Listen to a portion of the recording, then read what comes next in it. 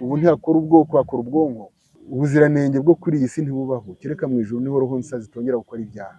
We rero ahora buri gihe ari asoma, yandika, areba, arebuzwa.